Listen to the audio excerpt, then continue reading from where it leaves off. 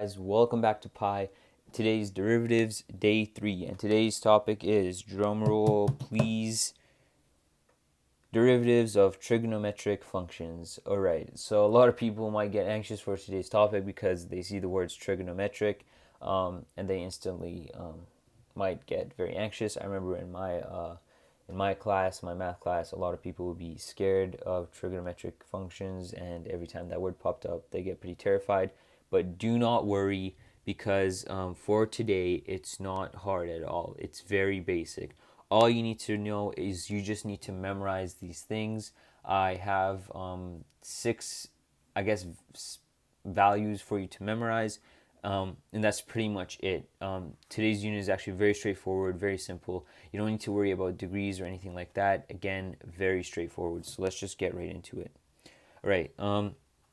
These are the derivative values for trigonometric functions. Again, very straightforward, just have to be remembered. So basically, when you are taking the derivative of something, when it comes to trigonometric functions, they all have a specific value. So, for example, if you're taking the derivative of a sine function, let me just write this over here, d over dx of, let's say sine x will always be equal to cosine x, all right? So the derivative of sine x will always be equal to cosine x, and that's it. That's all you need to remember. That is it. So every time, for example, if you have a function f of x equals sine x plus 3, all you need to remember is that the derivative of sine x is cosine x. Because remember, the 3 is just a constant number. So that's it. You literally just write cosine x. It's very simple, very straightforward. Every time you see a sine x and they want you to take a derivative of that function, just remember derivative of sine x is cosine x. That's literally it. Now let's move on. Derivative of cosine is actually the opposite with a slight twist. So the derivative of cosine x is negative sine x. So again, same thing. Every time you see cosine, they're asking for a derivative. The value for the value of the derivative of cosine x is always negative sine x. And that's it. So let's just move on, and I just have different trigonometric functions to find out the derivative of. All right, tangent function. Let's find out what that is. All right. So the derivative of tan x is literally secant squared x. Oops. Secant squared x, right? And just a quick note, the reason why we put squared here is that because it means the whole thing squared. So it means this, right? If you write this, all right, which some people do, this is actually wrong. This is wrong notation if you meant secant, if you meant this, right? So if you meant this is the wrong way to write it. You cannot write secant squared x in this way, because what this means is you're kind of saying this.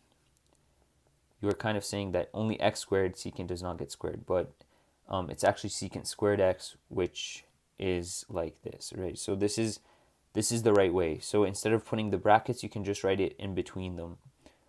So that's also something important. I just wanted to highlight that because in my calculus class, some people would make that mistake where they would not put it in the middle and just put it off here, but without any brackets, and they'd actually lose marks for it because it means something totally different. But yeah, anyway, the derivative of tangent of x is secant squared x. Moving on, now the derivative of cotangent x, cotan, all right, d over dx of cotangent of x.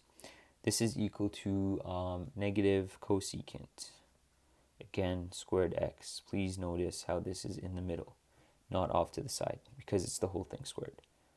Right, and that's it. So derivative of tangent x is equal to secant squared x. Derivative of cotan x is equal to negative cosecant squared x. All right, moving on. The derivative of secant x. All right. So secant, in case you guys don't remember, is where's, all right. Oh, there it is. All right. So derivative of dx, d over dx of secant x is equal to that is secant x tan x. All right, so the derivative of secant x is equal to secant x times tan x. That is the derivative, right? And now let us look at the derivative of cosecant function, right? So the derivative of cosecant x is equal to negative cosecant x times cotan x, all right? And I don't know if you guys noticed, but there's actually a pattern between all of these, and that's what I'm about to show. All right, so I have everything lined up, all six values you need to know, derivative values you need to know, and I'm going to split them up like this, and there's a reason for that. All right, so to make these very easy to remember, all the ones that, when you're finding all the ones that start with C, so cosine, cotan, cosecant, when you're finding their derivatives, they will always have a negative, right? So that's the thing they have in common. So if you're taking the derivative of a trigonometric function and it has a C, it will always have a negative derivative, right? And I don't know if you guys kind of realized these ones, this side over here, they're just opposites of each other, or like they're very similar in pattern. So I'll kind of explain more about that. So for example, the derivative of sine x is cosine x. The derivative of cosine x is negative sine x. However, when we move down here to like the tangent x and the cotan, we notice there's a pattern. So when you take the derivative of tangent x, you get secant squared x. But the derivative of cotan is cosecant squared x. So it's like the same structure. You're taking the square of secant and negative cosecant x. So they're very similar structure. And same thing with this one and this one right here. The derivative of secant x is secant tan x. For here, it's secant x and then cotan.